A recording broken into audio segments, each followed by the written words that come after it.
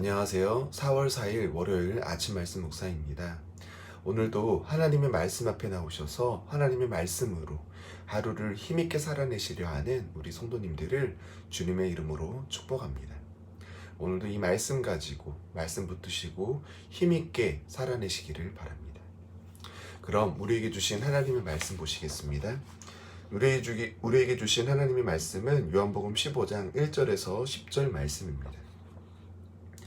제가 읽어드리겠습니다. 나는 참 포도나무요 내 아버지는 농부라.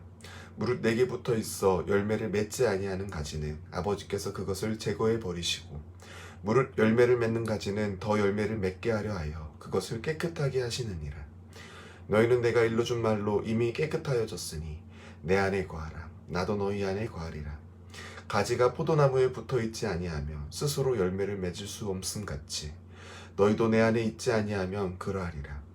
나는 포도나무요 너희는 가지라. 그가 내 안에 내가 그 안에 거하면 사람이 열매를 많이 맺나니 나를 떠나서는 너희가 아무것도 할 수 없음이라. 사람이 내 안에 거하지 아니하면 가지처럼 밖에 버려져 마르나니 사람들이 그것을 모아다가 불에 던져 사르느니라. 너희가 내 안에 거하고 내 말이 너희 안에 거하면 무엇이든지 원하는 대로 구하라. 그리하면 이루리라.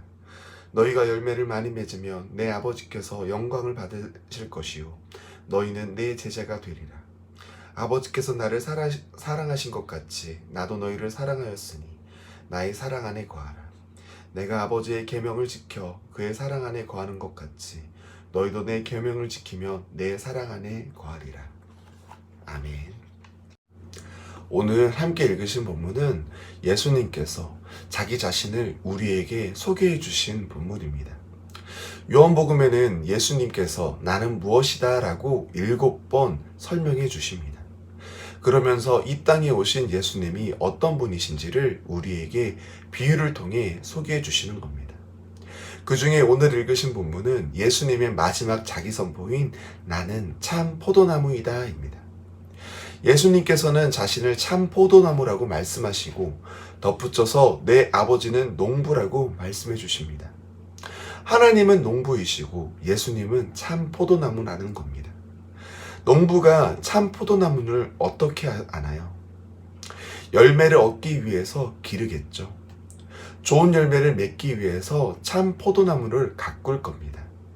오늘 본문 2절에 나오는 것처럼 열매 맺지 않는 가지는 제거하시고 열매 맺는 나무는 더 맺게 하시려고 깨끗게 하십니다.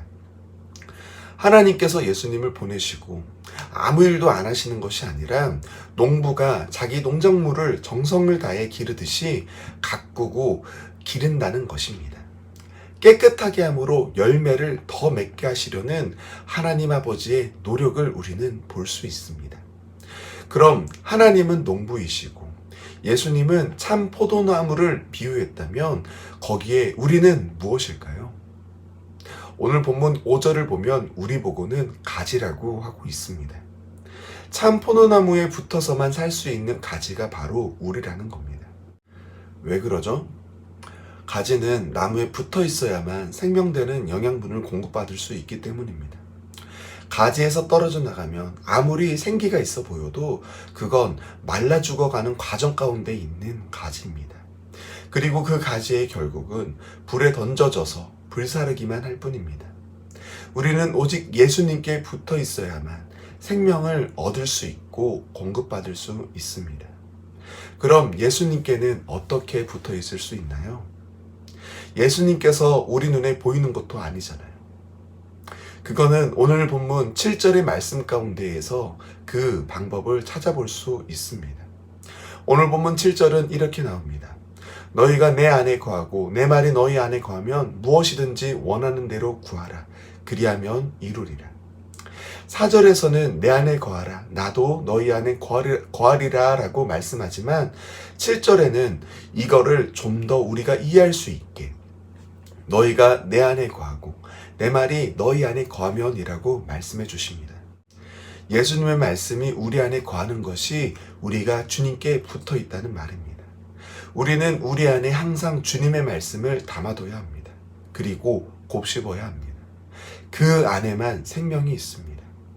그렇게 해야 우리가 주님 안에, 주님이 내 안에 거하시는 겁니다. 그래야 너희가 내 안에 거하고 내 말이 너희 안에 거하면 무엇이든지 원하는 대로 구하라 그리하면 이루리라가 성립되는 겁니다.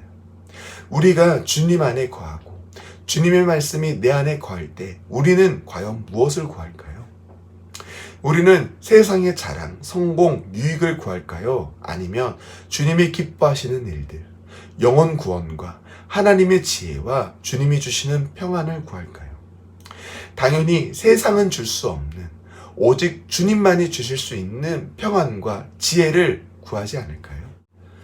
우리 성도님들께서도 항상 말씀을 그 중심에 두시는 매일이 되시기를 바랍니다. 오직 이 길에만 기쁨이 충만할 겁니다. 우리에게 이렇게 말씀하시는 것은 우리를 사랑하셔서 우리에게 기쁨이 가득하시기를 바라셔서 하시는 말씀이십니다.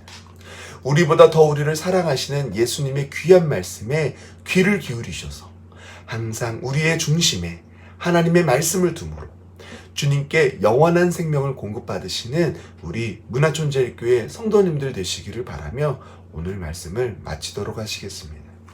함께 기도하시겠습니다. 사랑해 주님 감사합니다.